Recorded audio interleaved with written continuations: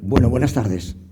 Por ser puntuales, primero gracias por venir en un día de lluvia y en un miércoles entre semana a las 7. Muchas gracias. Y en segundo lugar, creo que os va a encantar escuchar a Toni Gracia Triñaque, porque es una pasada escucharle hablar. Así que, aunque creo que todos conocemos qué es Neos, yo tengo que explicar un poquitín qué es Neos, ¿no?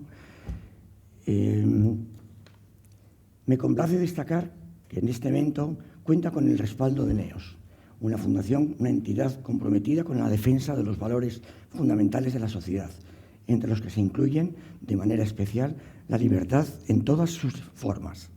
La misión de Neos se centra en proteger y promover los valores de libertad individual y colectiva, con un fuerte énfasis en la más importante, la defensa de la vida. Por eso estamos aquí hoy. Neos, como todos saben, nace en el año 2021 por una iniciativa amparada por Jaime Mayor Oreja y María Sangil como grandes impulsores. Neos es el acrónimo de la N de norte, E de este, O de oeste y la S de sur, que nace como una alternativa cultural y social para la regeneración social y política de España.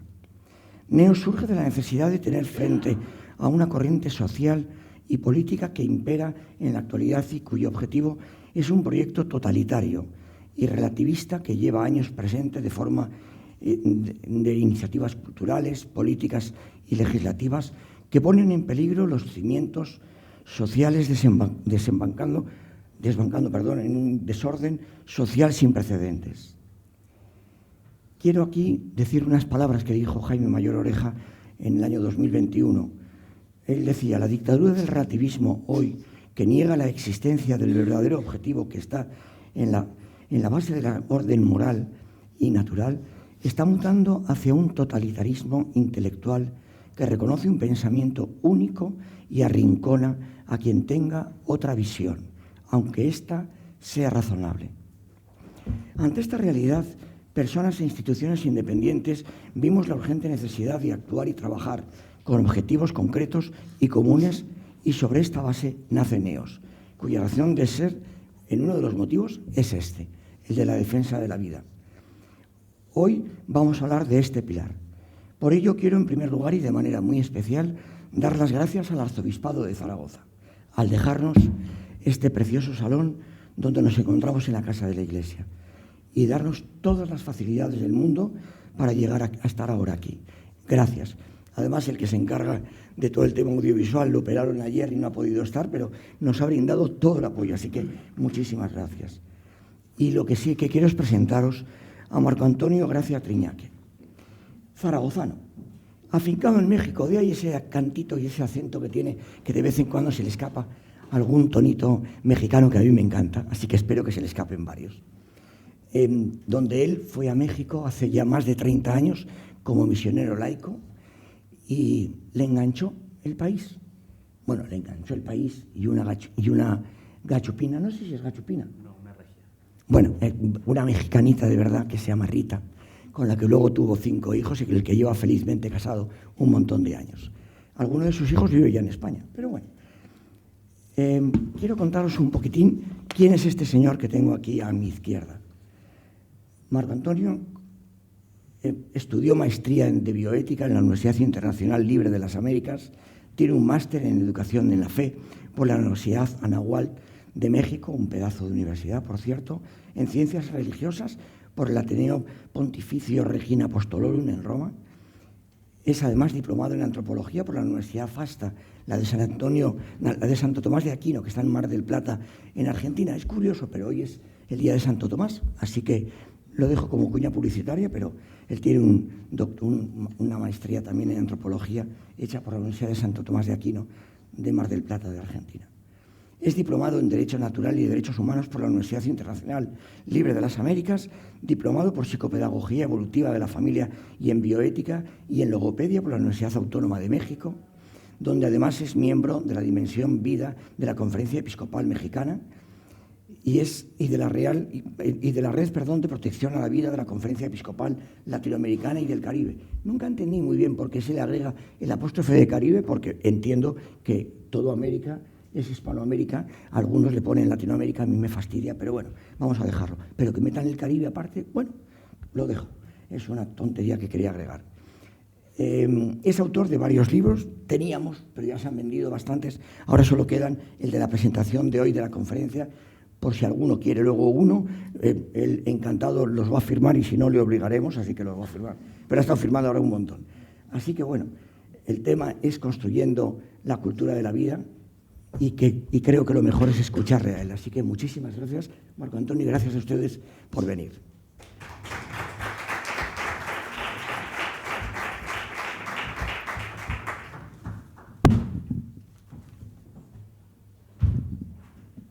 ¿Qué tal? Muy buenas tardes, todavía, ¿verdad? Me van a disculpar si no entienden algunas palabrillas, pero ya son 32 años en México y ahí tuve que hacerla a la inversa, porque cuando hablaba como español pues no me entendían luego la mitad de lo que decía.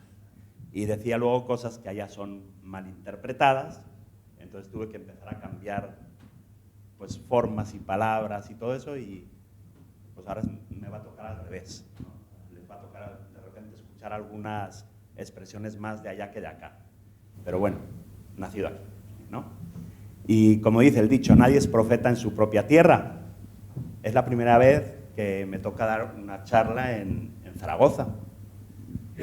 Gracias a Javier Aneos por esta invitación. Es la primera vez que mis padres me van a escuchar en vivo y en directo, ¿no? Entonces, bueno, espero que no se defrauden.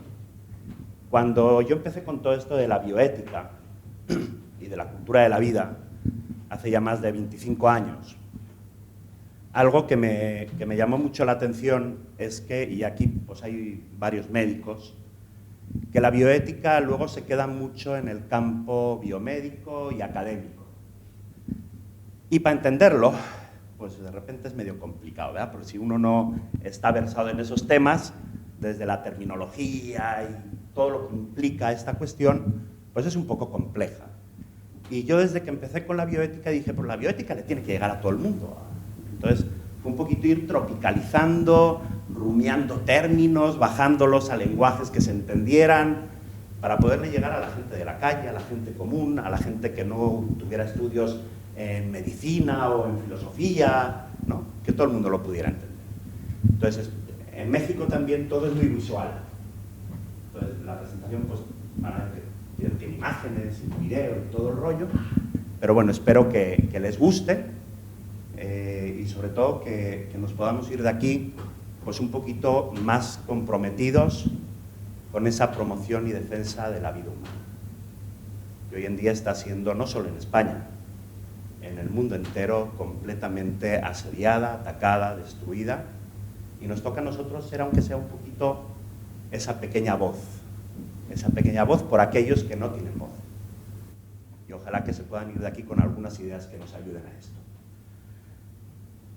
No voy a hablar solamente del tema de la cultura de la vida. Platicando con Javier el otro día, surgían ahí temas de las cuestiones ideológicas actuales y todo eso, y dije, bueno, pues empecemos a hablar un poco de qué está pasando en el mundo, ¿no? Qué está pasando a nivel ideológico en el mundo. Ya luego aterrizaremos al tema de la cultura de la vida. Hoy nos encontramos con tres hechos que podríamos decir que son históricos, sociológicos, antropológicos. Por un lado nos encontramos con lo que Bauman llamó la sociedad líquida, que en pocas palabras sería la crisis de la voluntad y del sentido del futuro, lo que nos lleva irremediablemente a una visión completamente pesimista de la vida. Nos encontramos también dentro de un contexto mucho más grande, el posmodernismo, que parte, o la idea de fondo es una crisis de la afectividad y del compromiso, lo que nos lleva a una vida completamente individualista. El Papa Francisco insistió durante muchos años de que hoy el gran problema era ese individualismo, ese egocentrismo, donde la gente solo piensa para sí misma. Y eso lo podemos ver en las sociedades actuales. Hoy, mientras no me afecte a mí en primera persona, mientras no me toque a mí mi bolsillo, mis intereses, pues lo que le pasa a los demás muchas veces me trae sin cuidado. Y nos encontramos con otra realidad, que es todo este tema de la posverdad, que de aquí podríamos decir que rumian muchas de las ideologías actuales, porque es una crisis de la razón lo que propicia un pensamiento débil, un pensamiento frágil, que nos lleva a una sociedad altamente relativizada, donde el bien y el mal da exactamente lo mismo, donde la verdad y la mentira se difuminan, ¿no? Bauman, él hablaba de que estamos viviendo en una sociedad donde todo cambia tan rápido, por eso una sociedad líquida, muy voluble, donde es difícil encontrar estabilidad. Esta velocidad constante genera inseguridad y hace que las relaciones interpersonales se vayan fragmentando. Son relaciones cada vez más frágiles que ante la mínima de cambio terminan quebrándose. Algunas consecuencias de esta sociedad líquida. En primer lugar, la fragmentación de la identidad. Cuando éramos chiquillos y queríamos adquirir un valor, lo hacíamos mediante la repetición de actos, ¿sí o no? Entonces ibas repitiendo un acto y se convertía en un valor. Claro, en una sociedad voluble, en una sociedad líquida, empiezas a trabajar en un valor que perfeccione tu vida, pero ¿cómo cambia todo tan rápido? ¡Bum! Empiezas con otro, y empiezas con otro. Y total, que construimos, si lo quieren poner en un contexto evangélico, sobre arena, sin cimientos. Y ante la mínima de cambio, eso te quiebra. Y te quiebra como persona, y te quiebra en tus relaciones interpersonales, y te quiebra en todo lo demás. La identidad se vuelve fluida y está sujeta a cambios constantes en lugar de ser estable y fija. El ejemplo más claro de todo esto, que eso daría pie para otra charla completamente diferente, la ideología de género, donde te dicen eso de ser hombre y ser mujer es una limitante del ser humano. Hoy todo es fluido, que cada quien sea lo que quiera ser. Y abrimos las puertas a un sinfín de identidades sexuales que tarde o temprano terminan afectando el desarrollo psicoevolutivo de los propios niños. Hoy en día se reconocen más de 112 diversidades sexuales distintas. Heterosexual, homosexual, bisexual, transexual, ecosexual, pansexual, género neutro, poliamor, 112. Ustedes imagínense, si de por sí es complicado para un adolescente ser lo que es, un hombre o una mujer, ahora dile que tiene 112 posibilidades para escoger. Pobrecitos, o sea, los estamos metiendo en un camino de confusión como nunca antes habíamos visto. Porque llegará un momento que se mirarán al espejo y dirán, ¿y hoy qué soy? ¿Qué soy?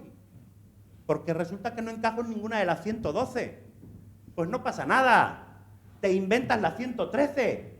Porque como todo esto parte de la subjetividad, de lo que cada quien se autoperciba, pues al rato va a haber más de 200 diversidades sexuales y contando, ¿no? Otra consecuencia de esta sociedad líquida es la sobredosis de información sin filtrar. Ahí se quedó el internet medio paradito. Ahí va, a ver si...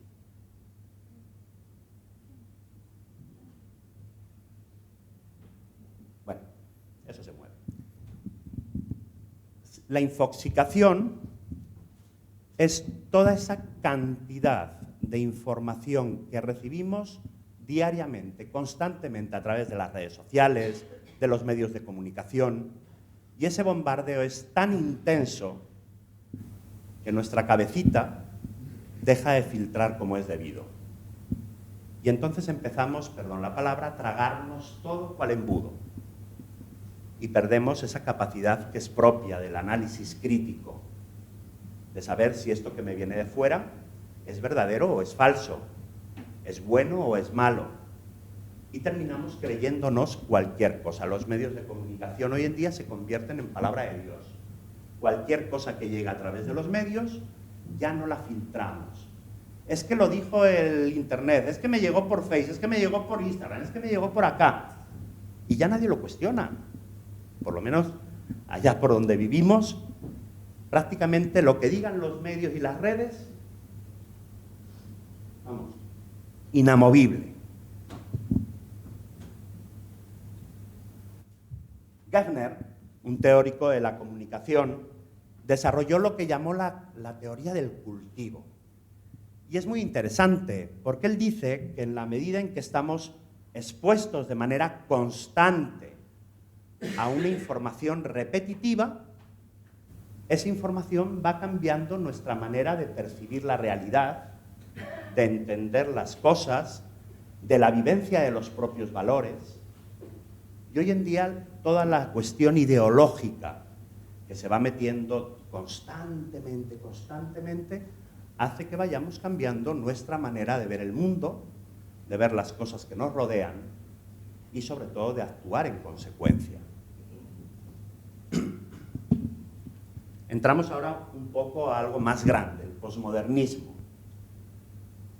Podemos decir que se basa en un escepticismo general. Es cuestionarse lo planteado desde la razón y priorizar la subjetividad y la idea de lo relativo. La razón pasa a un segundo plano. Hoy lo que importa es lo que cada quien sienta, lo que cada quien perciba, y es parte de lo que nos va presentando este posmodernismo, que tiene algunas características muy concretas. Se vive conectado 24/7, pero se siente solo. Hoy en día, un porcentaje muy alto de jóvenes que están todo el día metidos en las redes sociales y que tienen no sé cuántos amigos en Instagram, no sé cuántos amigos en TikTok, no sé cuántos seguidores aquí y allá, se sienten completamente solos. Y es paradójico, porque uno diría, oye, pues si estás interconectado y tienes tantos contactos, y se sienten cada vez más solos. Se busca la libertad, pero se teme comprometerse con ello. Porque la libertad tiene límites, no es hacer lo que nos dé la gana, ¿estamos de acuerdo? Queremos la verdad, pero se duda de todo. Se duda incluso de lo incuestionable, de aquello que es evidente. Un poquito de eso hablaré más adelante. Y se busca el placer inmediato sin pensar en las consecuencias. Por ahí había una película esta del Rey León, Hakuna Matata, ¿no? Disfruta la vida, vive el momento, haz lo que sientas, déjate llevar. El posmodernismo está impregnado de nihilismo y decadencia ética. El nihilismo, como corriente filosófica, podemos resumirlo en esa idea. Se considera que al final todo se reduce, salud, a nada, y por lo tanto, nada tiene sentido. Al final de la muerte sobreviene la nada. Y como sobreviene la nada, pues entonces la propia vida tampoco tiene sentido. Hagamos lo que hagamos, termina tu vida, todo desaparecido. Entonces, ¿qué sentido tiene ser bueno? ¿Qué sentido tiene hacer el bien? Si al fin y al cabo hagas lo que hagas, termina todo y ya está. Como consecuencia se niega también el sentido del ser y el sentido de la vida. Y vamos perdiendo realmente lo que significa el auténtico sentido de la vida humana. Y empezamos a perder de vista al otro, lo que implica su dignidad, lo que implica su vida. ¿Desde cuándo? Desde que inicia, en la concepción, hasta su muerte natural. Y se va diluyendo lo que yo entiendo por la vida. Decía Víctor Frank, la gran enfermedad de nuestra época es la falta de rumbo, el hastío, la falta de sentido y finalidad. En pocas palabras, el sinsentido o el vacío existencial. Yo me acuerdo que este libro del hombre en busca del sentido lo leí cuando era chiquillo, porque mi madre lo dejó un día por ahí en un mueble y yo lo vi y dije, ay, ¿qué es esto? Y me lo puse a leer. Pero este hombre que dedicó su vida, después de los campos de concentración, a profundizar en el sentido de la vida, tenía mucha razón de lo que nos está pasando hoy en día. ¿Cuántos jóvenes hoy están en ese sinsentido? Se ha incrementado, en cifras enormes la cantidad de suicidios de adolescentes en nuestra época. Y la causa principal es esta. Su vida ya no tiene sentido. ¿Para qué vivir? y encuentran en el suicidio, como los antiguos griegos, ese escape de este mundo cruel. Sostienen la imposibilidad del conocimiento y niega la existencia y el valor de todas las cosas. Por eso hablar de la verdad hoy en día pues no tiene tanto sentido. Hablar del bien, hablar de esos valores que nos fortalecen como sociedad, hablar de todo aquello que nos hace grandes como personas. ¿Para qué? Hoy se pone en duda hasta lo más evidente. La verdad y los hechos se cambian por opiniones basadas en lo que uno siente. Esto es muy importante. Hoy ya no importa la verdad. Importa lo que cada quien sienta que es verdad, aunque sea mentira. Porque es que yo lo siento. Y cuando nos movemos en el mundo de las percepciones, es muy complejo. Porque ¿cuántas percepciones hay en este mundo? Tantas como cabezas, ¿sí o no? Decía Platón que a la hora de buscar la verdad hay grados. El grado más bajito del conocimiento, la doxa, la opinión. Y uno va increciendo los grados del saber hasta que llega al conocimiento, decía Platón, epistémico, noético, el conocimiento apegado a la verdad objetiva. Claro, la verdad objetiva en una sociedad relativista, impregnada de nihilismo, no tiene ningún sentido. Dejamos de buscar la verdad y nos quedamos en el grado más bajo del saber, que es la opinión. Y en el mundo de las opiniones, lo que cuentan son los sentimientos, porque es mi opinión, por tanto es mi verdad. Y como es mi verdad, me aferro a ella y no hay quien me suelte. Esto lo he visto yo a lo largo de todos los lugares que me ha tocado ir visitando, conferencias que he dado en uno y otro país, donde te das cuenta que a la hora de argumentar, por ejemplo, con grupos proabortistas o con grupos pro ideología de género o alguna cosa de estas, tú les presentas datos, argumentos, fundamentos científicos, filosóficos, y ellos se rigen nada más en el mundo del sentimentalismo, de lo subjetivo. Entonces pareciera que es nada más estar hablándole a la pared, porque tú presentas datos y hechos y ellos te dicen, ah, no, es que yo siento otra cosa, es que yo creo que, es que yo percibo esto de otra manera. Y es muy complejo a la hora de buscar la verdad, porque ya no estamos los dos en la misma sintonía. Uno se aferra a una verdad en chiquito y de ahí no hay quien lo mueva. En este contexto, el lenguaje se vuelve performativo. Nuestras palabras crean la realidad. ¿Han oído hablar de esto del mal llamado lenguaje inclusivo? Que de inclusivo no tiene nada, ¿eh? El pensar que por poner una E al final de la palabra, con eso estás siendo inclusivo, lo que estás haciendo, aparte de deformar el lenguaje, es, perdón la palabra, una completa estupidez. Pero como creen que el lenguaje crea la realidad, cuando dicen esas palabritas, ellos piensan realmente que están siendo inclusivos. ¿Quieres ser inclusivo? Aprende braille, aprende a hablar en lenguaje de señas, aprende a respetar a los demás, aprende a tratar con cortesía a los otros. Pero pensar que por poner una E, con eso están cambiando la realidad y el mundo, es impresionante. Aquí no sé qué tanto lo estén usando, pero cuando esto empezó en Argentina hace ya unos cuantos añitos y se extendió sobre todo, yo sé que no te gusta la palabra Latinoamérica, pero allí estamos ya muy acostumbrados a usarla para todo, Latinoamérica, los latinos y esto y lo demás allá. Se ha extendido en todo el continente de una manera exagerada. Incluso han logrado, por ejemplo, gente que termina la universidad y hace su tesis en lenguaje inclusivo. Imagínense nada más para leer eso. O sea, es extremadamente complicado, ¿no? Pero bueno, como si el lenguaje tuviera un género, ¿no? Como si tuviera un género en el ámbito sexual. Decía Orwell, en su libro 1984, cuanto más se desvíe una sociedad de la verdad, más odiará a aquellos que la proclaman. Yo no sé cuántos de ustedes, pero creo que hay varios que se dedican o están en algún grupo pro vida o a promover la vida o a defender la vida. ¿Qué tal los trata la sociedad en su conjunto? ¿Los aplaude por la labor que hacen? Te van a decir que eres un retrógrado, que eres un fanático, que todos los adjetivos que quieran poner ahí, ¿no? Cuando yo estaba trabajando en esto, hacía esta reflexión. Todos, de una u otra manera, habremos escuchado esta alegoría de Platón de la caverna, y pareciera que hoy hemos revivido esta alegoría. Ustedes recuerdan que en la caverna había unas personas adelante que estaban atadas y solo podían ver al frente.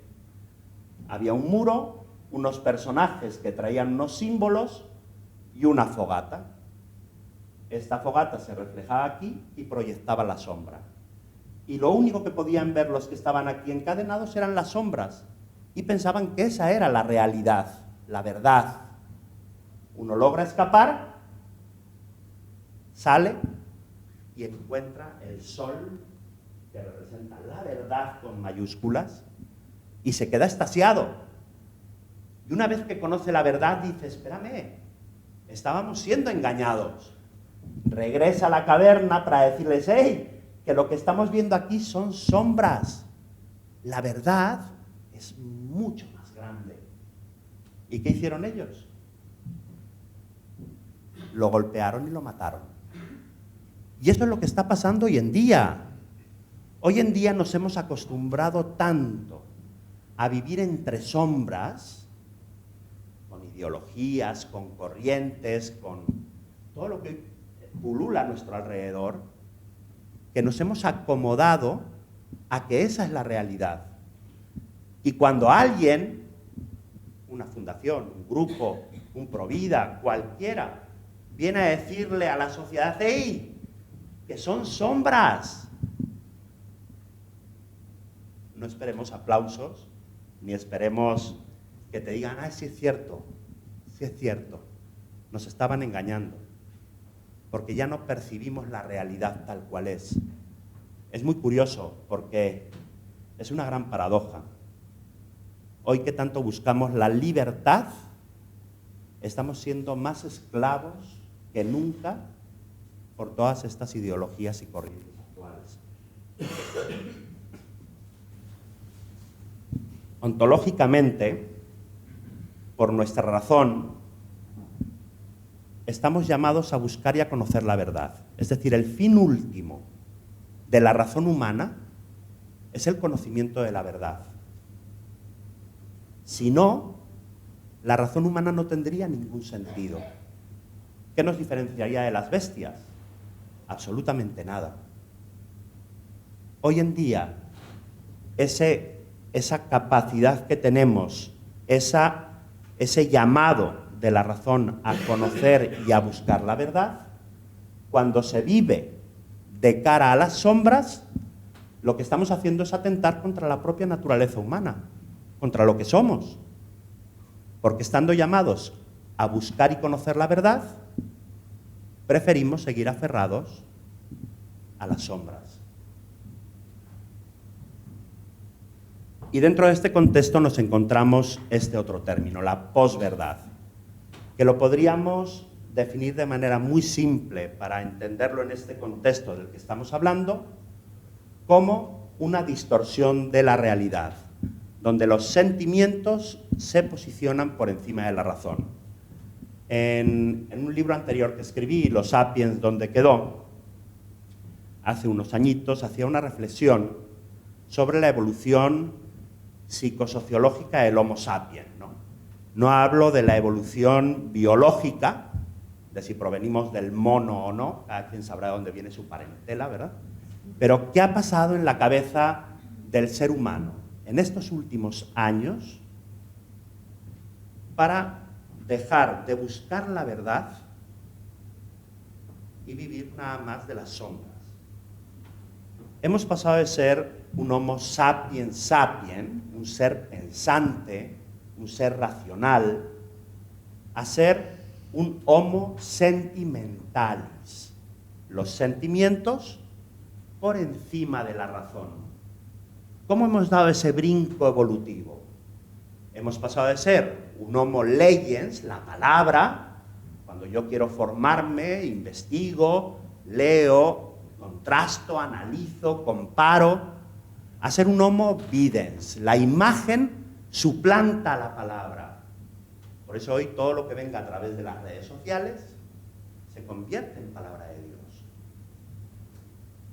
Esto nos ha llevado a dar otro brinco evolutivo y nos hemos convertido en lo que yo llamé en su momento el Homo stupidus. Creo que no hace falta la traducción, ¿verdad? ¿Qué caracteriza al Homo stupidus? No es aquel que no conoce la verdad. Ese sería un ignorante, ¿sí o no? Es aquel que teniendo la verdad enfrente es capaz de negarla. Mira, la ciencia nos ha demostrado como una evidencia científica que la vida humana comienza en el momento de la concepción. Ah, no, es que yo creo que es hasta las 12 semanas. No, yo creo que hasta las 14. No, hasta que nazca. A ver, rebobinemos. La ciencia ha demostrado como una evidencia que la vida humana comienza en la concepción. Ah, no, es que yo siento que, yo pienso que, yo creo que. Oye, antropológicamente y biológicamente, el ser humano solo existe de dos maneras, como hombre o como mujer. Ah, no, es que yo me autopercibo como, es que yo creo que soy tal. A ver, XX y XY. Decía el doctor Collins, que fue el que realizó lo que se conoció como el proyecto Genoma, sacar todo el mapeo del genoma humano, después de 4 o 5 años de investigación y saber para qué sirven todos los genes en el ser humano, él decía, ya sabemos para qué sirven todos los genes, y no existe el gen gay.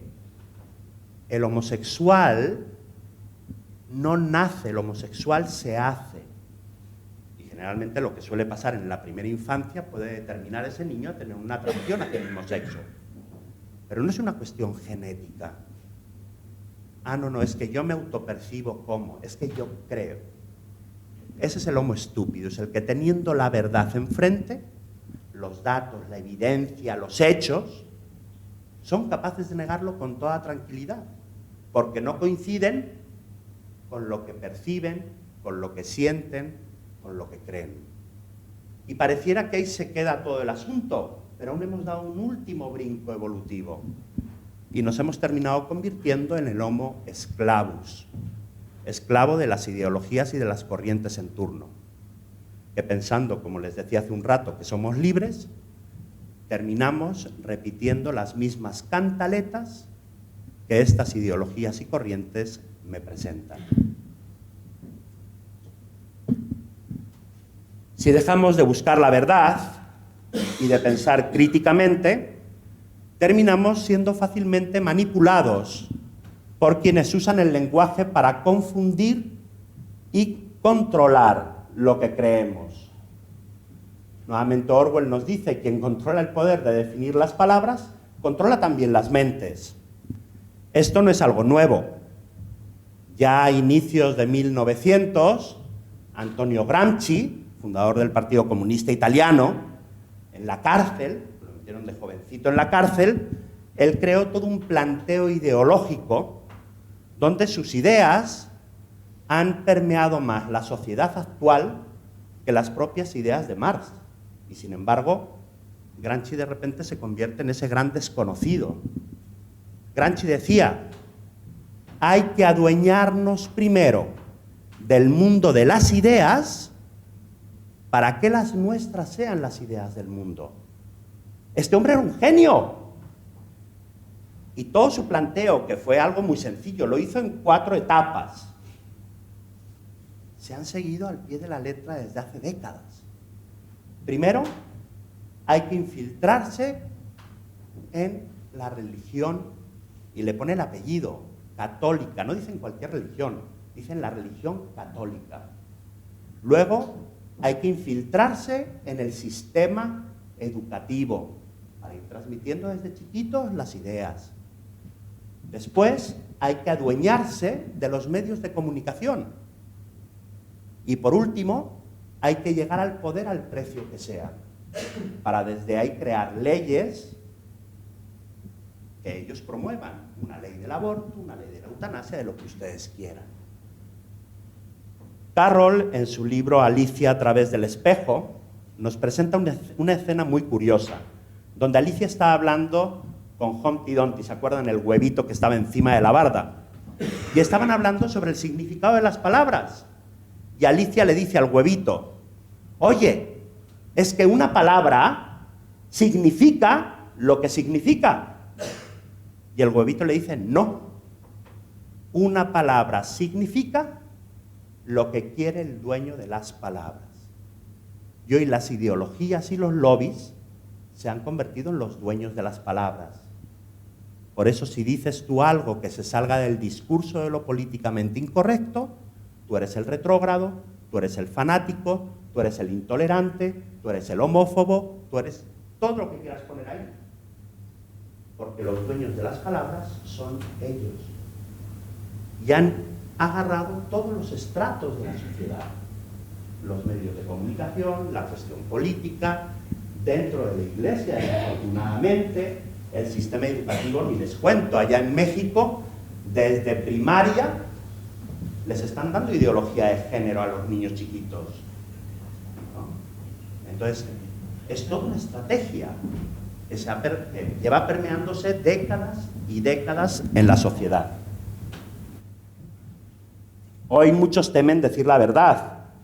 Crece la inseguridad de expresarse libremente por miedo a ser juzgados, cancelados con todo esto de la ideología woke, ¿verdad? Que si dices algo fuera de lo normal, automáticamente vas a ser cancelado, perseguido, atacado, por ideologías que imponen lo que se puede o no decir.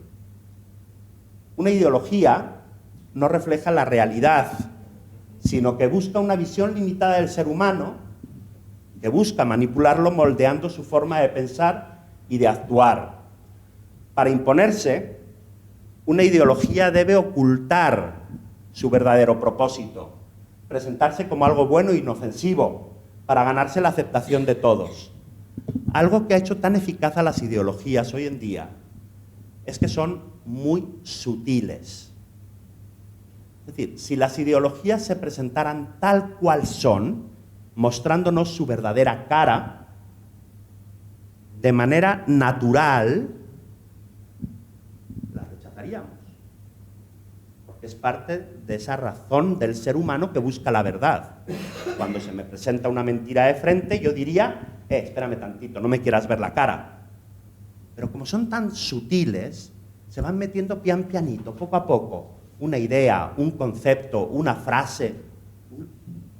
Y a lo que nos queremos dar cuenta, estamos ya permeados por toda esta cuestión ideológica. Así empezó la ideología de género.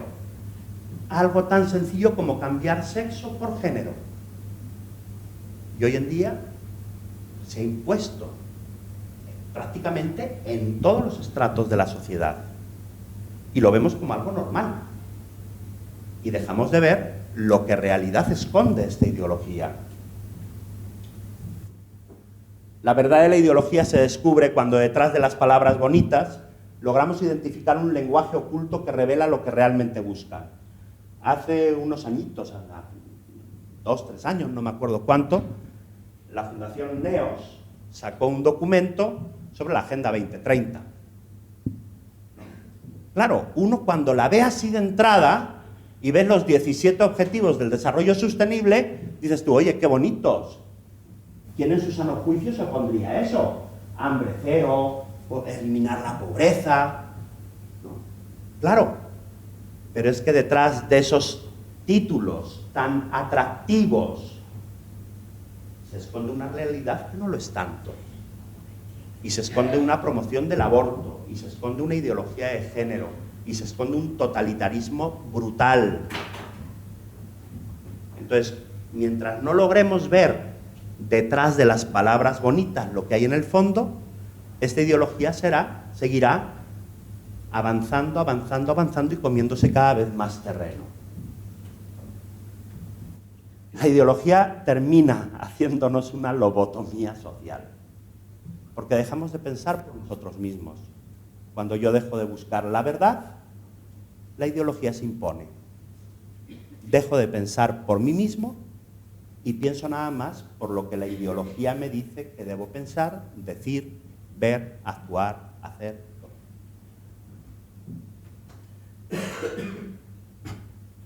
El triunfo de una ideología es el triunfo sobre la realidad.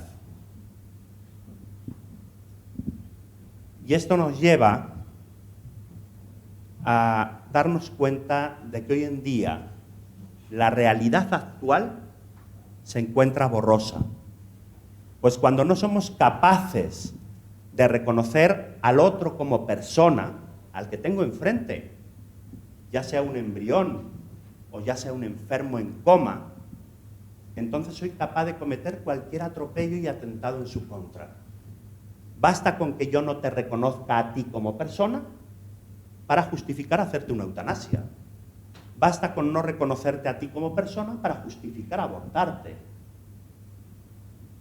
Esto es muy fuerte, porque cuando yo dejo de reconocer al otro como persona y justificar cualquier atentado en su contra, estamos abriendo las puertas a lo que Juan Pablo II en su momento llamó la cultura de la muerte, que no es una cultura, es más bien una anticultura.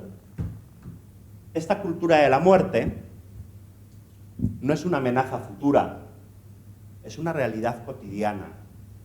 Ya ha permeado todos los ambientes. Cada vez son más. Allá en México tenemos 32 estados en la República. Hace apenas 7 años, solamente la Ciudad de México había aprobado el aborto antes de las 12 semanas. En estos 7 años que llevamos de gobierno comunista y de un gobierno que está vinculado totalmente al narcotráfico y al crimen organizado, ya son 24 de los 32 estados que han aprobado leyes del aborto. En estos poco más de 14 años que se creó la primera ley del aborto en Ciudad de México, van más de 500.000 bebés matados con permiso de la ley. Aquí Javier me decía que en España pues son 100.000, 108.000 los que han matado. Y esos son de los que se llevan, y esos son de los que se lleva cuenta. Porque ¿cuántos abortos químicos termina el bebé en el retrete con el sangrado y la muchacha le da a la llave y se va todo por ahí sin darse cuenta que iba también su bebé, ¿no? O sea, la cifra puede ser muchísimo, muchísimo, muchísimo más alta.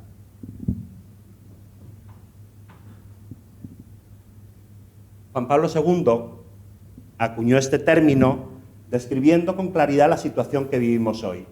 Una cultura que en lugar de proteger la vida humana, especialmente la más frágil, la más vulnerable, la ignora, la desprecia o incluso la elimina legalmente. Es una cultura que ha perdido el sentido del valor fundamental de la vida. En pocas palabras, hoy en día, los que tienen voz y voto son los que toman las decisiones para la gran mayoría. En México, cuando se quiso aprobar el aborto, si hubieran hecho una consulta popular, no se habría aprobado, porque la gran mayoría está a favor de la vida. Lo que pasa es que muchas veces estamos calladitos, pero la gran mayoría de la gente está a favor de la vida. ¿Qué hicieron entonces? Ya sé, vamos a turnar el caso a la Suprema Corte de Justicia de la Nación. Y en la Suprema Corte de Justicia hay 11 ministros. Es más fácil convencer a 11 que convencer a 130 millones de mexicanos que hay en el país. De esos 11 ministros, 8 votaron a favor del aborto, 3 votaron a favor de la vida. Y por el voto de 8 personas van más de 500.000 de bebés matados con permiso de la ley. porque a estos 8 se les ocurrió decir que antes de las 12 semanas de gestación no se sabía qué era lo que la mujer traía dentro de su vientre. Toma, traería que un conejo, una zanahoria, y entonces no pasa nada. Si lo matas, no pasa absolutamente nada. El desprecio por la vida humana revela hasta qué punto la sociedad actual no favorece a la persona. Esta imagen es de la marcha feminista proabortista en México el año pasado. Lo único que hacen es salir en manada a quemar monumentos históricos. Ahí estaban quemando unas puertas que tenían más de 300 años de antigüedad, rayar monumentos, quemar coches. Eso es lo que hacen para promover el aborto legal, libre y gratuito. Paul Ricoeur hablaba de la omnipresencia del mal, que está primeramente orientado a la supresión del derecho a la vida. Porque en el momento que una sociedad, un Estado, es capaz de matar al más frágil y vulnerable de los vivientes, es decir, al embrión dentro del vientre materno, entonces ¿qué lo frena para hacer cualquier otro tipo de atrocidades? Las leyes de cualquier país son para buscar el bien común de la ciudadanía, pero las leyes deben proteger de manera especial a los más frágiles y vulnerables. ¿Cuáles son las 2 etapas más frágiles y vulnerables del ser humano? Al inicio de la vida y al final de la vida. Y aquí, en vez de crear leyes que protejan al ser humano en esas condiciones de fragilidad, creamos leyes para matar al ser humano en el vientre materno y al final de su vida con la eutanasia. ¡Qué paradoja! Fíjense bien. Primero, se legisla para que los padres puedan matar a sus hijos dentro del vientre materno si no son deseados. Pero es que ahorita se está legislando para que los hijos puedan llegar a matar a sus padres cuando estos sean un estorbo. Un caso documentado de Holanda, que ustedes saben que ahí la eutanasia es legal desde hace muchos, muchos años. El doctor Gunning decía, el hijo pidió a los médicos que le practicaran la eutanasia a su padre, que estaba hospitalizado de agonía, para poderlo enterrar antes del viaje de vacaciones al extranjero que ya tenía pagado. Es un caso documentado médicamente.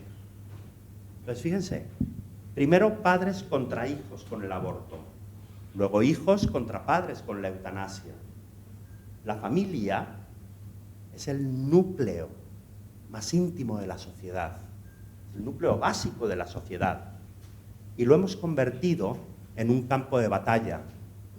La familia tendría que ser el lugar donde uno se sintiera protegido, querido, amado, seguro, y lo hemos convertido en un campo de batalla. Padres contra hijos, hijos contra padres.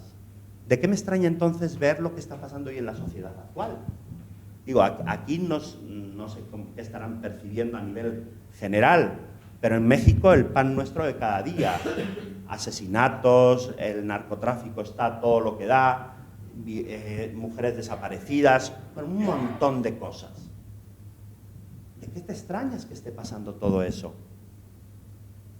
Si lo más básico que es la familia, la hemos convertido en ese campo de batalla. Mientras no cuidemos a los nuestros, sobre todo aquellos que están en ese estado de vulnerabilidad, nos estaremos poco a poco deshumanizando. Y esa es una palabra que se dice muy rápido, pero que tiene consecuencias muy fuertes. Porque deshumanizarse implica perder el carácter humano del otro. Es decir, ya no ver al otro como una persona.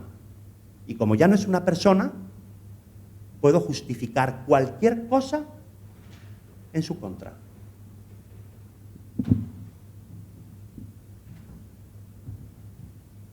Bueno, para que vean la calidad. Diputada dice que el latido de un feto no indica que esté vivo. A lo mejor faltó a su clase de biología, ¿verdad? En México, en México. Ella es médico. Peor tantito, ¿verdad? Esta imagen es muy triste. Esta fue en la marcha a favor del aborto en Argentina, el año que se aprobó, donde las mamás llevaban a sus hijas a la marcha a favor del aborto con la famosa pañoletita verde. No sé si han visto todo eso que le llaman la marea verde allá en América. Vamos, es un movimiento abortista que ha crecido muchísimo. Y las llevan con su pañoleta verde pisando a bebitos de muñequitos con su pañoleta celeste, que es el movimiento Pro Vida en América, y te encuentras cosas como esta. Una crianza feminista es saber que los niños y niñas son sujetos de derecho. Mi hija me pregunta, yo le respondo. Ame tiene 8 años y quiere aportar lo que ella sabe sobre el aborto. Ame, ¿qué es un aborto? Un aborto es cuando vos decidís ser madre o no. Muy bien. ¿Eso es matar bebés? No, es decidir de tu propio cuerpo. Decidir sobre tu propio cuerpo. Bueno, la gente cree que es matar un bebé. ¿Es matar un bebé? No, es un embrión. Un embrión. No tiene forma. No es un humano, no es un bebé, no es nada. Ustedes y a mi mamá me enseñan y yo pregunto, ¿ese comentario no está bien hecho? Es un embrión, no es un ser humano, no es nada. Y como no es nada, lo matas y no pasa nada. Eso es lo que se está enseñando hoy a los niños chiquitos. A perder radicalmente el valor sagrado que tiene la vida humana. Decía Ortega y Gasset, mientras que el tigre no puede dejar de ser tigre, no puede destigrarse, el hombre vive en riesgo permanente de deshumanizarse. Por eso, si perdemos de vista la realidad del otro, no solo estamos atentando contra el otro como persona y contra su dignidad, sino que también nos está afectando a nosotros en primera persona, porque deshumanizarnos, perdón lo que voy a decir, implica animalizarnos. Porque cuando yo dejo de ser lo que soy, humano, entonces me voy asemejando a las bestias. Y esto es muy fuerte, ¿eh?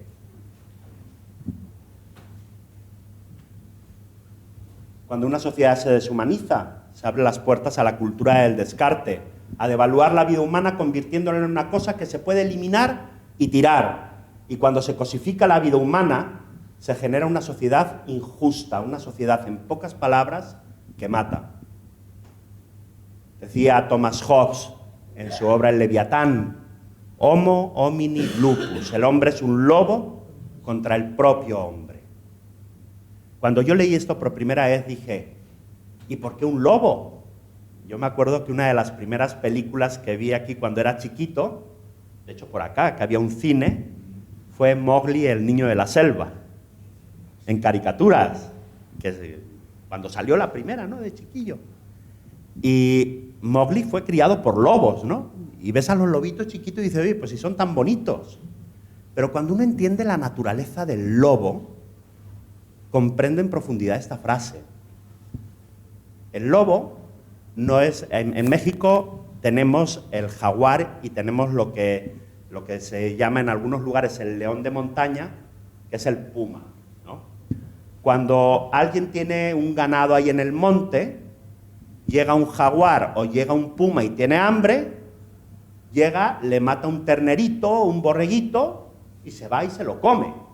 Y ya está, pues es el daño colateral. Tienes animales en el monte, pues algunos, si hay un depredador, te lo van a matar, ¿no? Pero el lobo es muy curioso, porque cuando el lobo llega ante un rebaño y está en fase de cazar, cualquier cosa que pase viva por delante de él, de manera instintiva la mata. Y entonces cuando llega el lobo en la noche ante un rebaño, te puede matar 8 o 10 ovejas, pero solo se lleva una para comer. Es decir, mata por matar.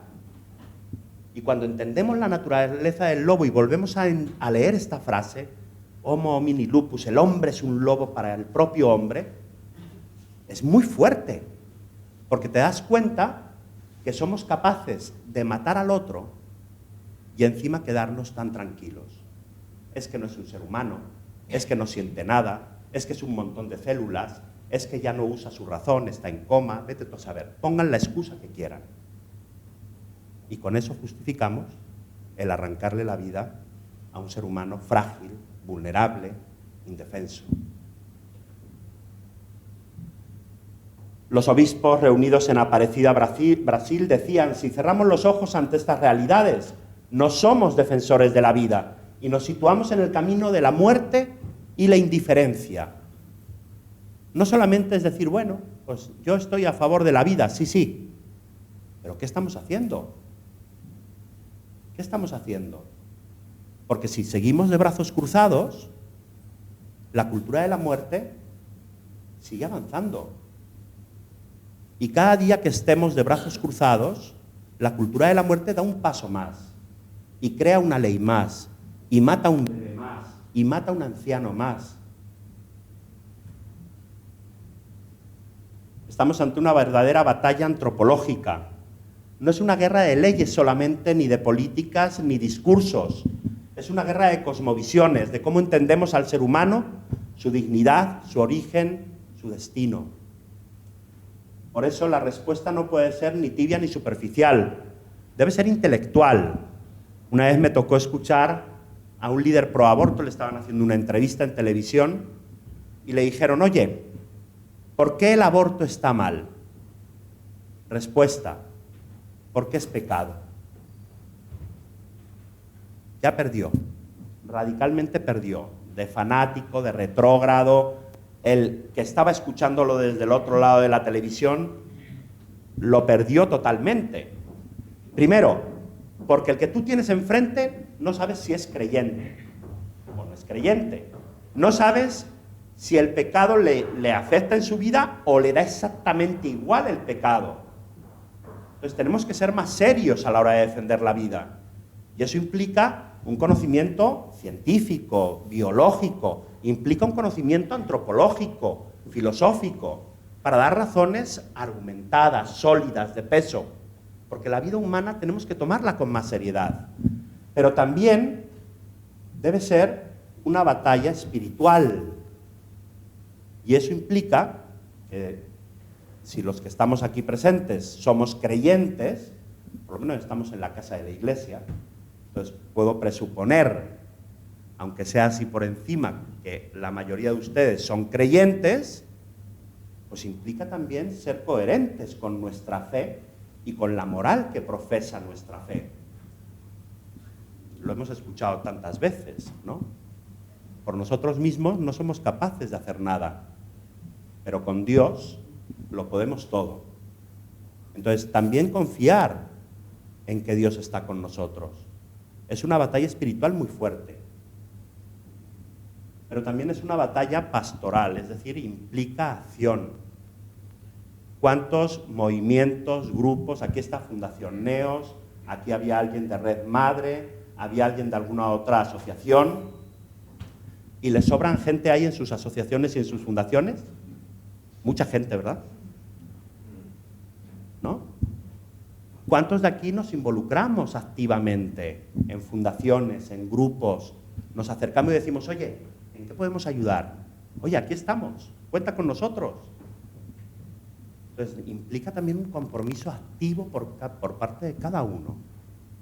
Porque si no, estamos pues echando, perdón la palabra, margaritas a los cerdos. Es decir, es muy bonito. Sí, la vida, sí, pero ¿qué estamos haciendo realmente? ¿Qué estamos haciendo realmente? Soy un testimonio de que la vida importa, de que la vida vale, de que la vida tiene sentido. Cuando me reúno con familiares, con amigos, soy capaz de dar un testimonio real, coherente del amor a la vida. o simplemente me voy dejando llevar por las cuestiones en turno, por las corrientes en turno, y mejor me quedo calladito para no meterme en conflicto, para que no digan que soy un mocho, un tal, un cual.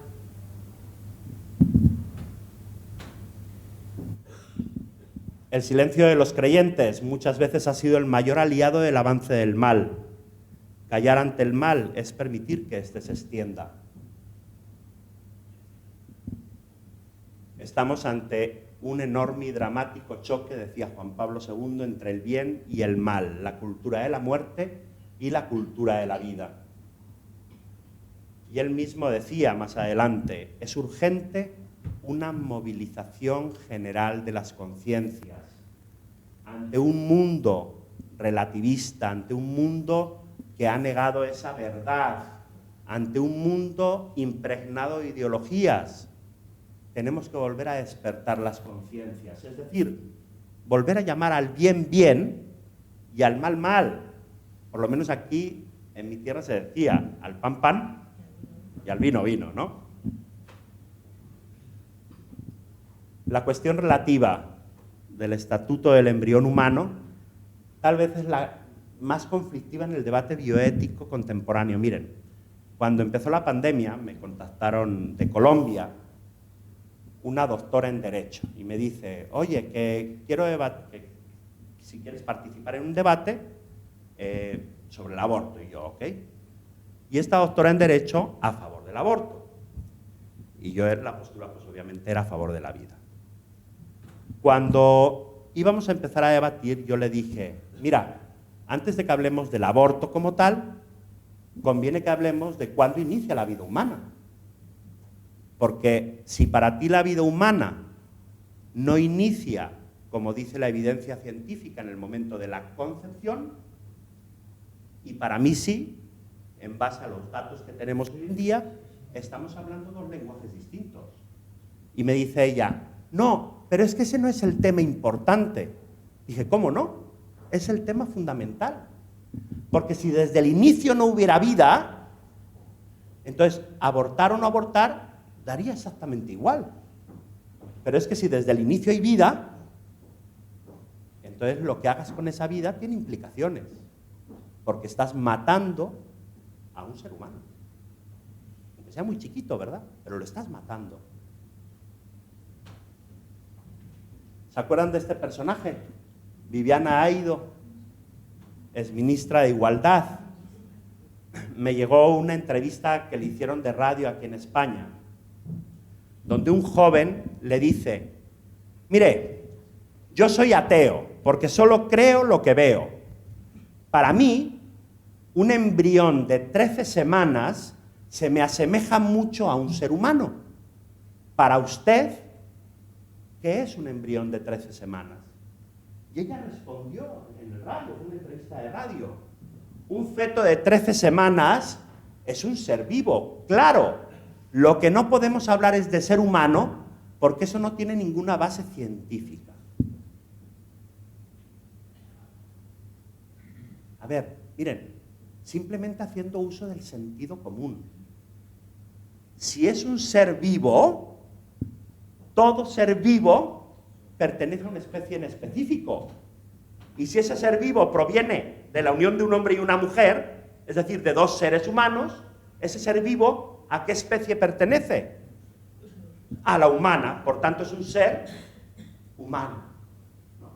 Pero muchas veces todos estos personajes que promueven el aborto y todo esto usan afirmaciones, dándoselas de científicos, eso no tiene ninguna base científica, cuando son los primeros en usar argumentos que son acientíficos por sí mismos.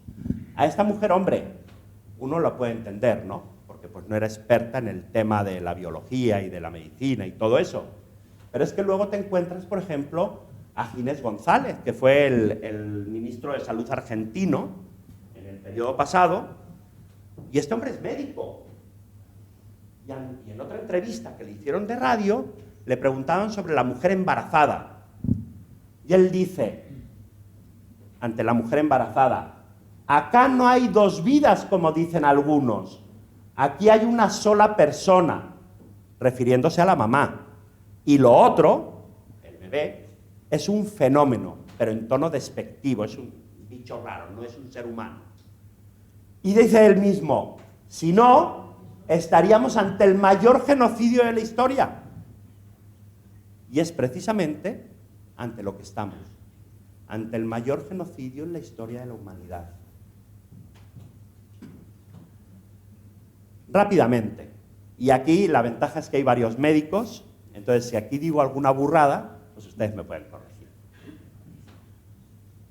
Para poder hablar del estatuto humano del embrión, tenemos que primero basarnos en los datos que nos da la ciencia, la biología celular, la embriología y la genética, para luego poder dar un brinco a la reflexión filosófica, desde la antropología, desde la metafísica o desde la ontología.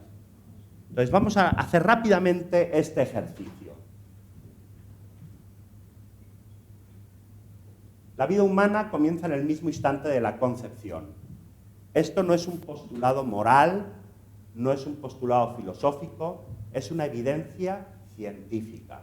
Y los que son aquí médicos y son científicos saben que en ciencias, cuando llegamos a un dato ya concluyente, que se ha seguido todo un protocolo y un proceso para llegar a ese resultado, cuando decimos que algo es evidente en ciencias, quiere decir que ya no necesita ninguna demostración, porque ya ha sido demostrado. Ahí está todo el proceso y se ha llegado a ese resultado que es concluyente.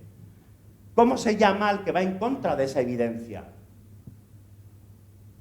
¡Necio! ¡Necio! Porque si el resultado está ahí y tú lo niegas, perdón, pero el bruto eres tú, el necio eres tú, porque el resultado es evidente. Bueno, la evidencia nos dice que la vida humana comienza en el mismo instante de la concepción.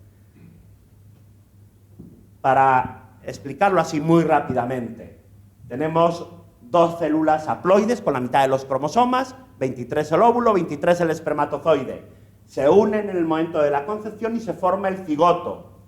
Comienza la división celular, la mitosis, se convierte en una mórula y se convierte en esa etapa de blastocisto con esa masa celular interna que va a dar lugar al cuerpito del bebé. En esa etapa es cuando se implanta en el endometrio y continúa su desarrollo. Hay tres términos en esta primera etapa dentro del vientre materno: cigoto, embrión y feto. Una vez me tocó escuchar a alguien, que precisamente de aquí de España, que me dice, oye, es que tú no eres provida. Es que usas la palabra feto, y feto se oye feo, entonces tú no eres provida. Así me dijo.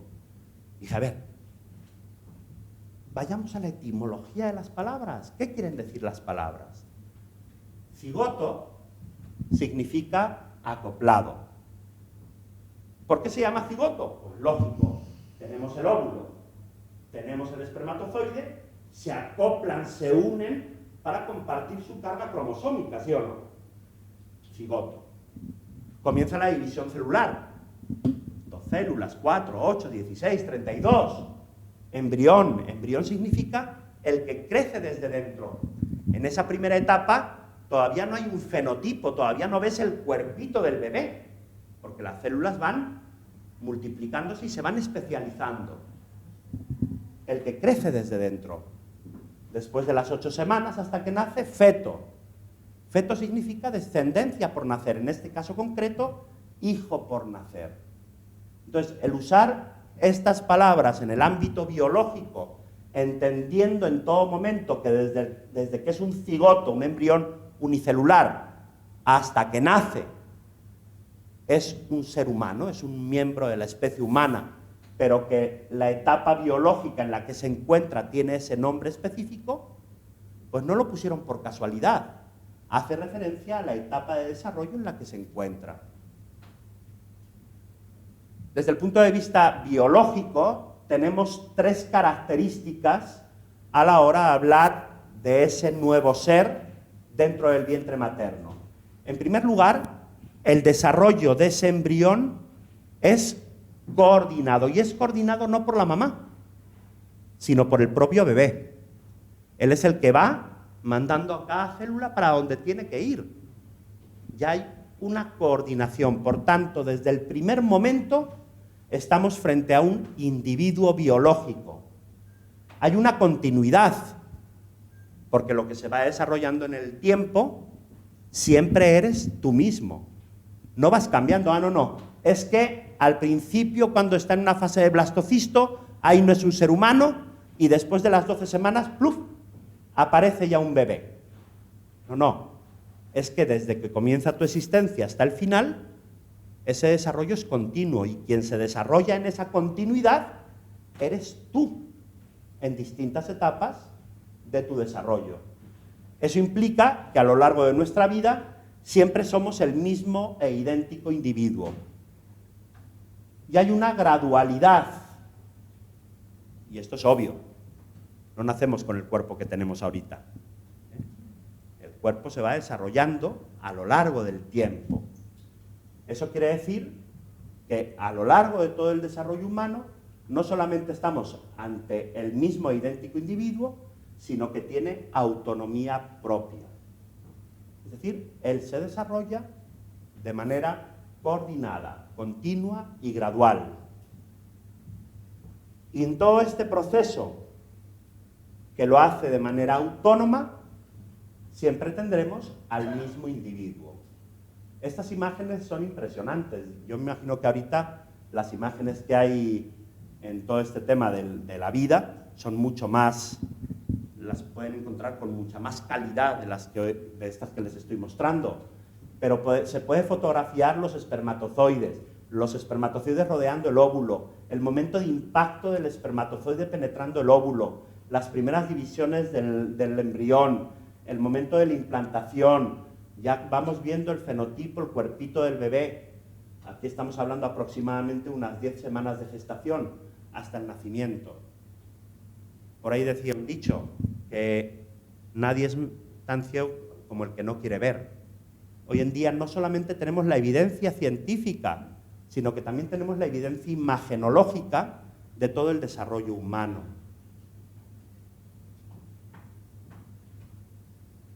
Un aspecto biológico que apoya que el embrión en fase de preimplanto no es un conglomerado celular sin estructura organizada, sino un ente biológico distinto a la madre, es que ella lo identifica como tal para prevenir su rechazo. Hay dos estudios muy interesantes, el de Fontana y el de la doctora Moratalla, de la Universidad de Navarra, donde hablan de la comunicación materno-filial. Y presentaron un estudio donde, desde el momento de la concepción, se establece un diálogo materno-embrional. Y que quien inicia ese diálogo no es la mamá, es el propio embrión, a nivel químico-molecular. Manda unas señales para decirle, lo vamos a poner en palabras así muy básicas para poderlo entender. Como no hablamos lenguaje químico-molecular, por lo menos para entenderlo. Sería algo así como esto. ¡Hey, mamá! Que estoy aquí.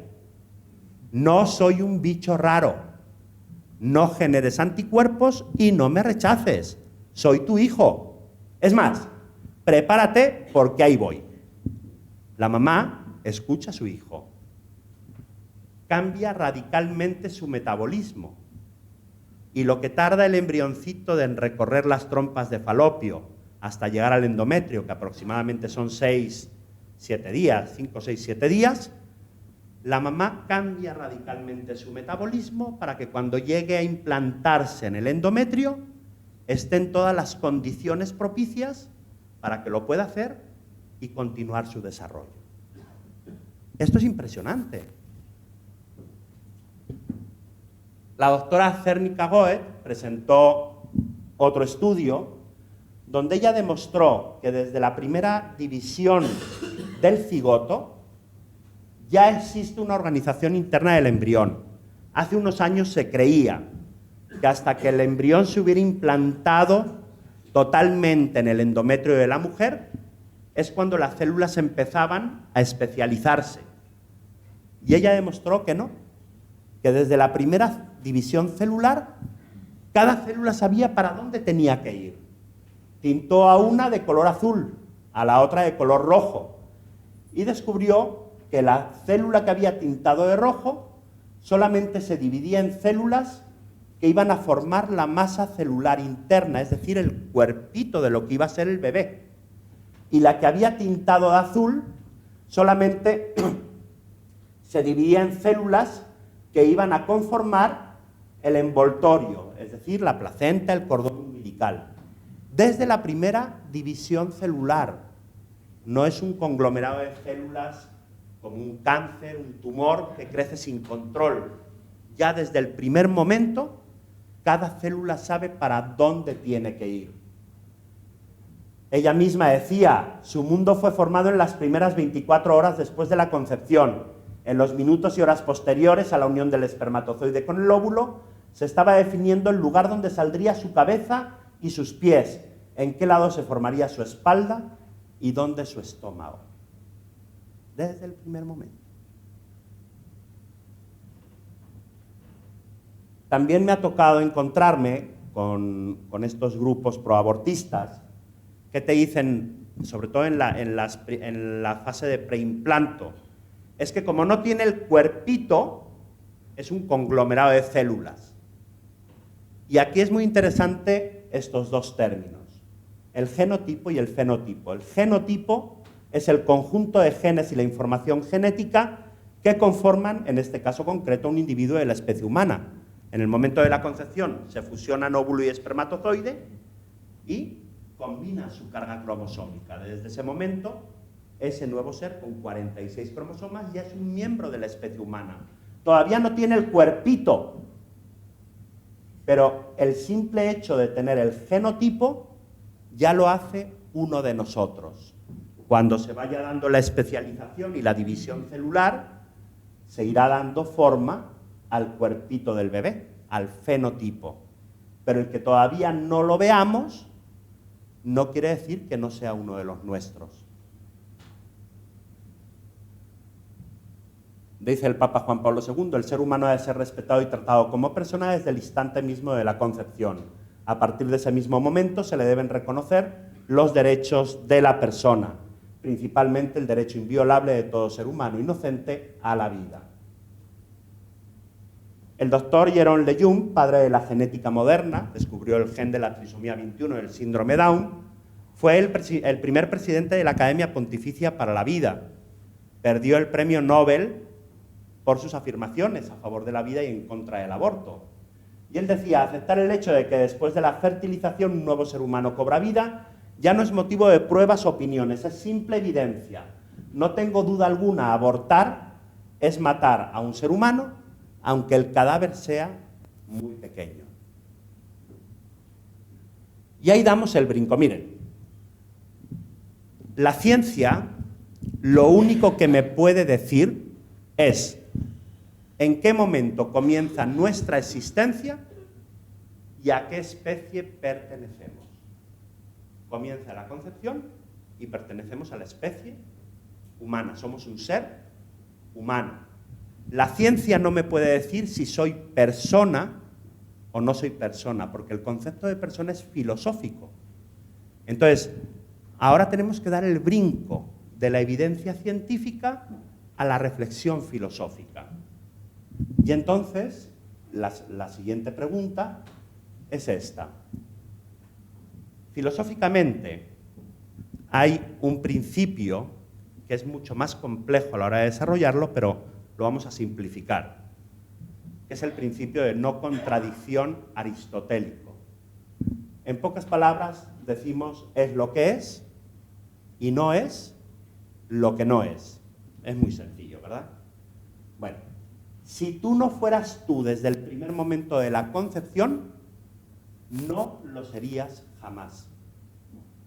Si tú eres desde el primer momento de la concepción, lo serás a lo largo de toda tu vida, porque en tu desarrollo no hay saltos. Yo algunas veces, cuando hablo de todo esto, les digo a alguna de las señoras que está presente, miren, ya ven las bolsas que traen por ahí, ¿verdad? Nadie sabe lo que traen dentro de las bolsas de las mujeres, son un gran misterio. Hay quien dice incluso que algunas traen hasta vida propia, pero bueno. Yo de repente les digo, a ver, miren, busquen ahí en sus bolsas y enséñenme una foto de ustedes de cuando tenían 3 añitos. De repente todas dicen, no traemos una foto así. Pero eso me pasó en Venezuela. De repente digo esto, a ver, una foto de cuando tenían 3 añitos. Y salta una señora y dice, sí, aquí la tengo.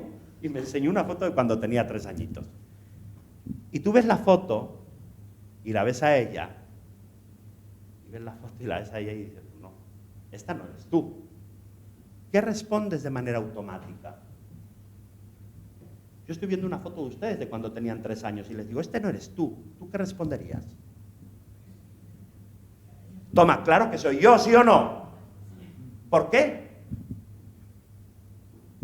Porque tú eres tú desde el momento en que inicia tu existencia hasta el día en que te mueras, en distintas etapas de desarrollo, pero ontológicamente siempre serás tú.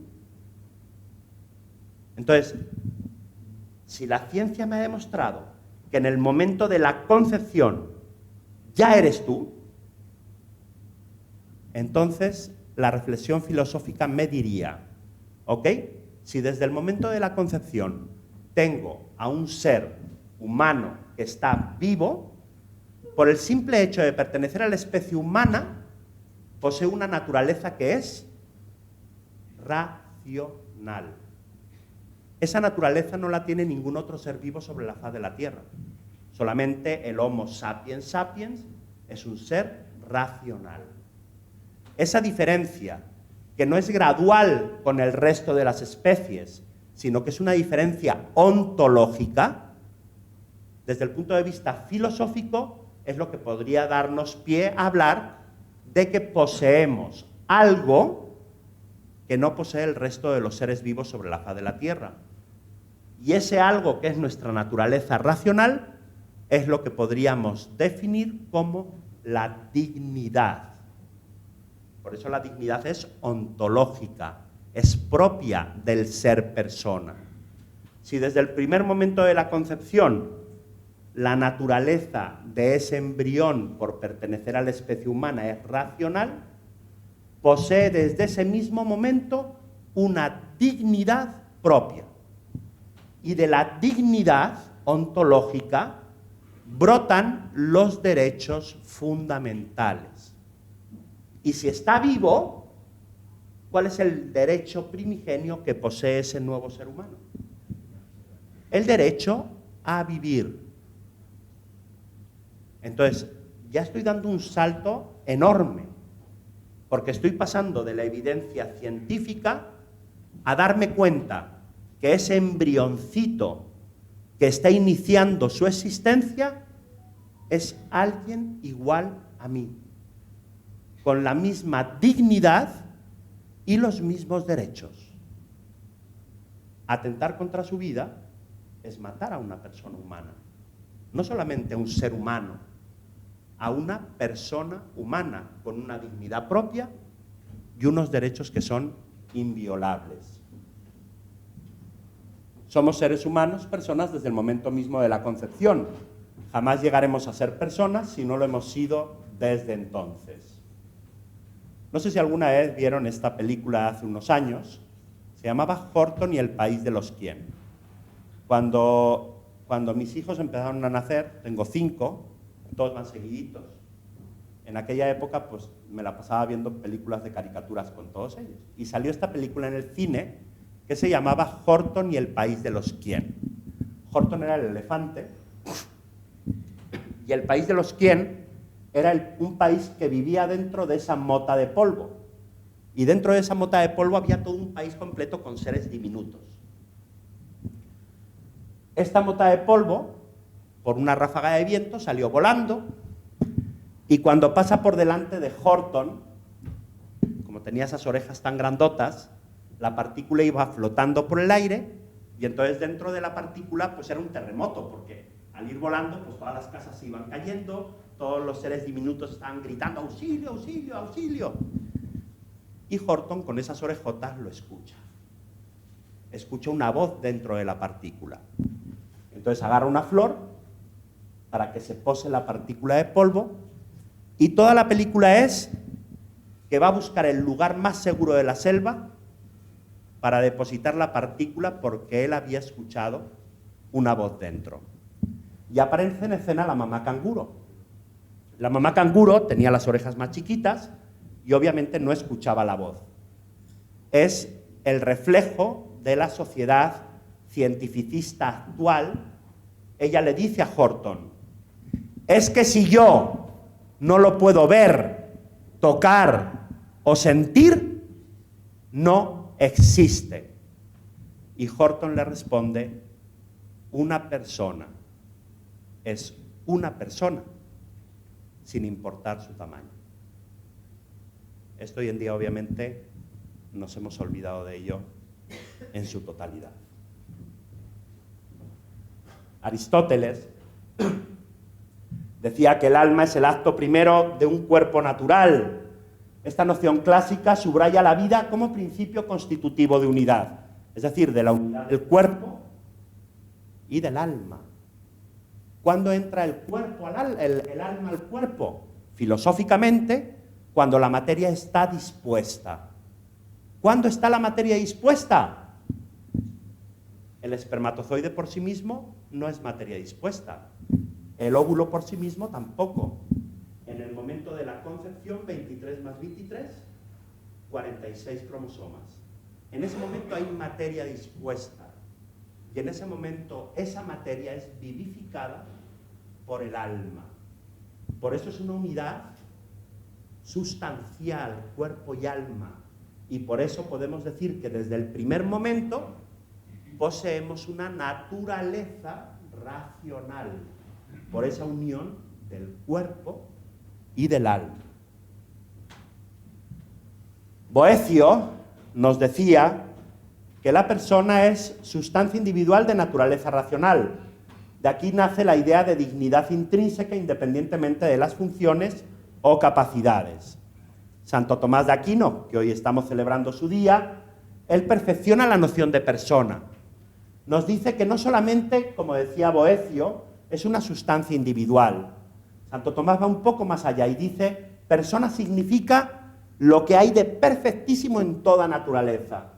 Esto es un subsistente, no solamente una sustancia, un subsistente de naturaleza racional.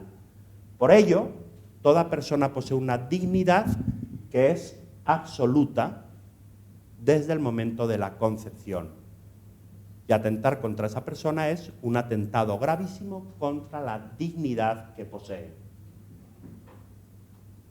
Para Santo Tomás, la dignidad del ser humano surge de la propia naturaleza, cuya diferencia específica es la racionalidad, un atributo que es esencial en toda persona humana. Cuando hablamos, por ejemplo, de derechos humanos, algo que yo les comento a veces es que la dignidad humana no es un derecho humano. Fíjense lo que les voy a decir y puede escandalizarse un poco. Yo no tengo derecho a ser digno ontológicamente hablando. Es al revés. Puesto que soy digno ontológicamente hablando, poseo unos derechos que son inalienables. La dignidad entonces es el fundamento de todos los derechos fundamentales que tiene el ser humano. El embrión no es un algo, sino un alguien, el más pequeño entre nosotros, pero ya plenamente uno de nosotros. Perdón el internet que no se están viendo los videos. El haber alcanzado el estatuto de individuo humano o persona humana significa que el embrión tiene un estatuto moral propio, es decir, desde el primer momento de la concepción no es un algo, es un alguien, no es un medio, es un fin, es un sujeto, no es un objeto. Por tanto, posee esa dignidad propia de la que brotan esos derechos inviolables.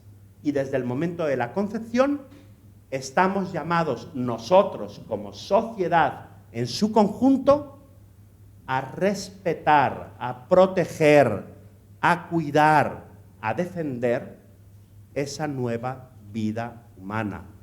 que no lo puede hacer por sí misma.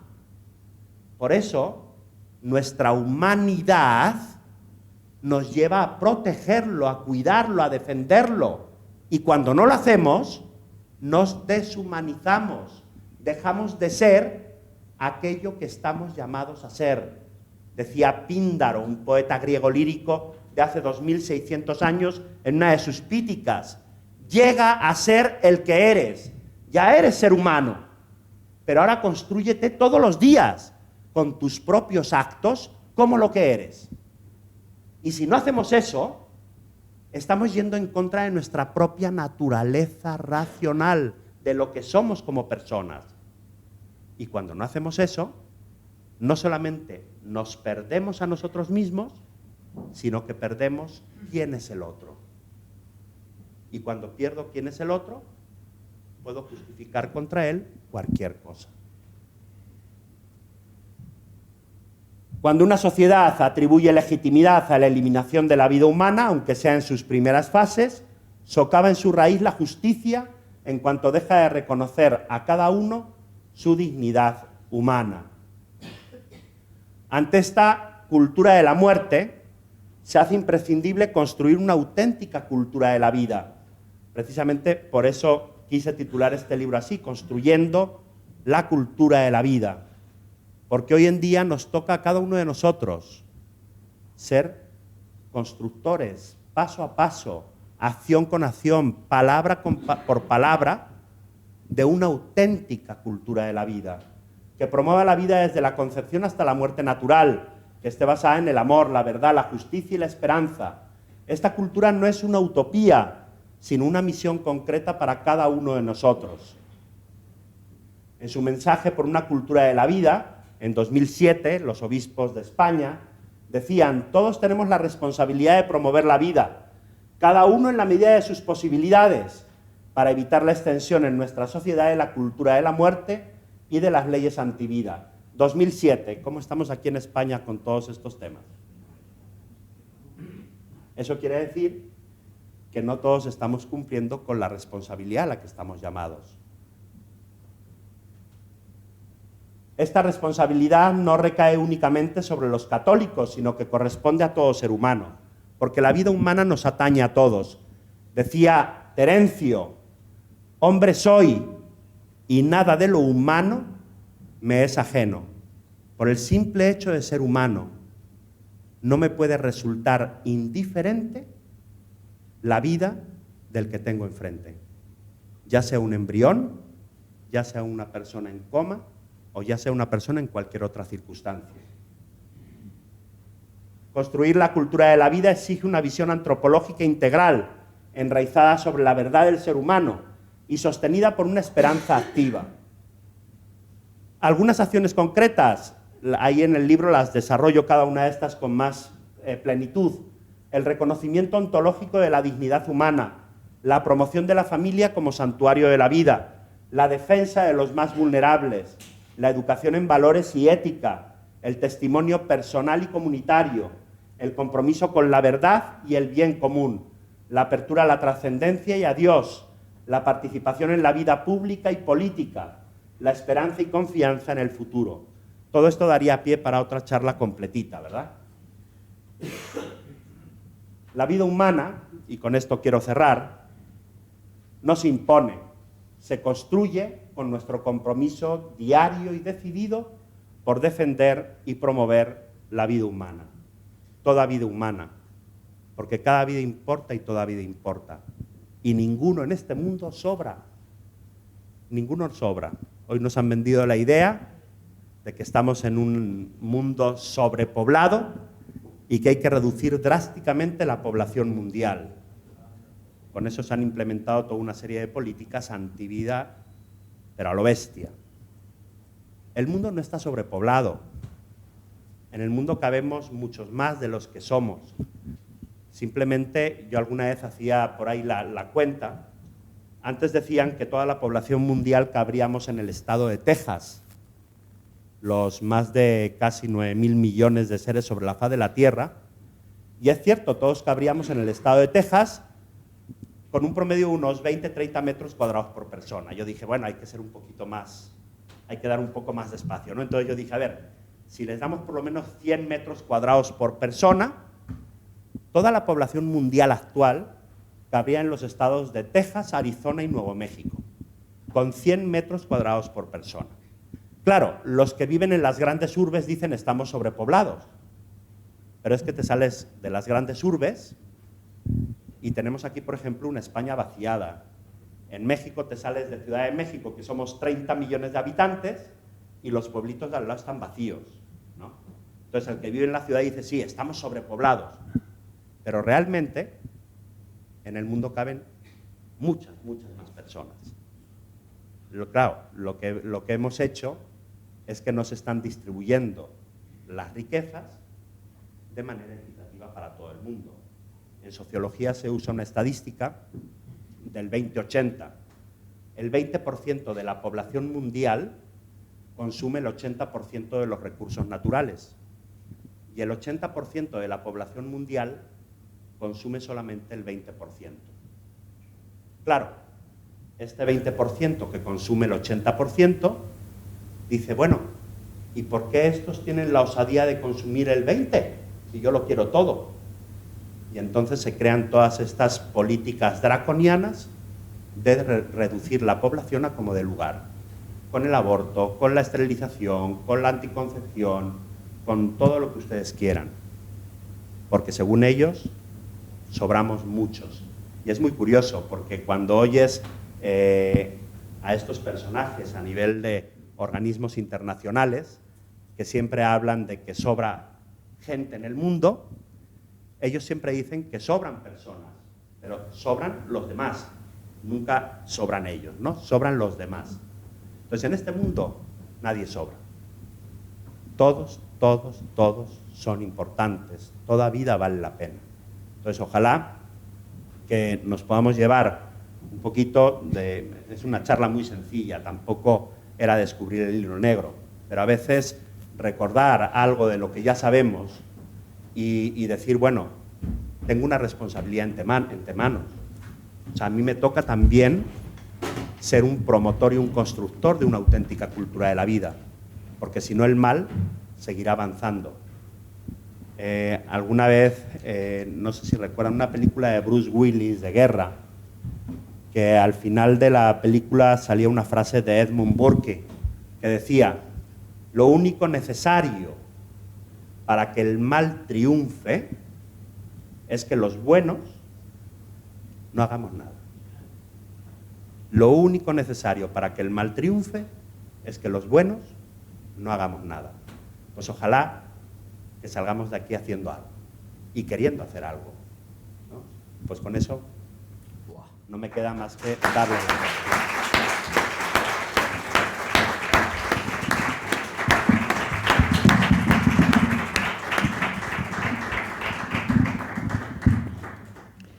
¡Buah! Pedazo de charla. Qué pena no tener más tiempo porque nos van a echar, lamentablemente, se nos ha echado el tiempo encima. Si alguno de los que están aquí presentes quiere preguntar u opinar o decirle algo a Tony. Sí, perdón. Perdón. Porque la verdad es que qué maravilla. Tenemos la suerte de que tenemos ahí un señor que se llama Eliseo, que ha estado grabando todo, así que en cuanto podamos confiemos en que la técnica haya funcionado. Intentaremos hacer llegar a todo el mundo la charla porque realmente merece la pena. Es para conservarla. Yo solo quería decir una cosa. Gracias, Pilar. Esa señora que está ahí es la madre de este señor. Yo tengo la suerte de conocerla. Ella fue la que me habló de su hijo, la que me regaló su primer libro, la que me enamoró, lo que escribía. Y creo que te quedaste corta. Muchísimas gracias, Pilar. De verdad.